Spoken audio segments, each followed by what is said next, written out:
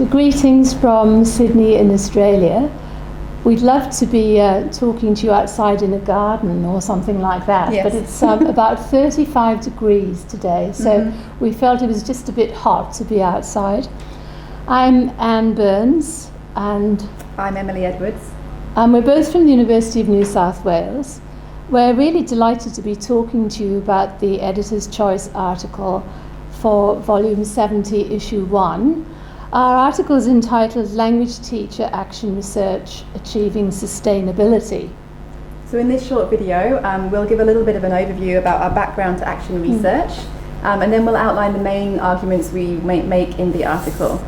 We hope the article will be useful if you're a teacher hoping to benefit from doing action research, or if you're a manager who would like to integrate action research as part of their professional development framework. I've been interested in action research for quite a number of years now, and particularly in the last 6 years, I've been working with teachers in Australia who work in the National International Student section, the ALICOS section, and teachers from this program come into an annual program of action research where they undertake to look at issues in their classrooms and the implications for their own practice. And I took part in this program a few years ago, and that really inspired me to continue doing action research and also to explore the impact of action research on the teachers who are involved in it. So, why is sustainability important? Well, in the article, we look at this issue because we feel that many teachers around the world are now involved in some small or larger scale action research projects or programs.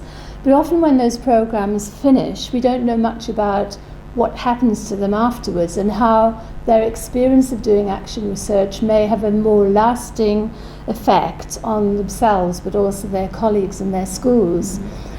We also realise that the idea of sustainability in action research, although it's been mentioned in the literature, it hasn't really been researched very much. And it's an important area because the benefits of action research could be lost. And this is in contrast with ideas about continuous professional development, where the idea of teacher learning being a continuing process with activities that feed into each other is really very important. So that was the basis of doing this particular piece of research. Yes, so then for the research we conducted in this article, we wanted to explore what ELT teachers in Australia perceive to be the sustained impact of doing action research on themselves and their teaching, and also what factors help to sustain the impact of these benefits in the teachers' contexts. Yeah, so as to the methodology, we wanted to get their perceptions, as we've said, and how action research in their own context had impacted on their work. So first of all, a survey was created based on an analysis of the reports that the teachers had written about their action research. This was completed by 16 teachers, which was approximately 50% of the teachers who had participated to that point in the programme. And then Emily followed this up with interviews with 10 of those teachers. And the article shows the results of the cross-analysis that we did of the survey and the interview data. Yes, there were definitely sustained impacts on all of these teachers from the findings. The four main impacts were that the teachers felt more confident about their teaching after taking part in action research. They also felt more connected to their students and able to communicate with their students and find out about their needs. They were also much more engaged in and with research, so by reading about research and also continuing to do some kind of research, not necessarily action research. And they also felt more recognised, either locally, so by their schools and their managers, but also more internationally by attending conferences and presenting there. So that we kind of noticed a ripple effect on these schools.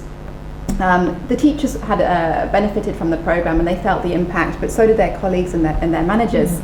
But the benefits of action research really need to be optimised by the schools and by the managers in order for that impact to continue over time.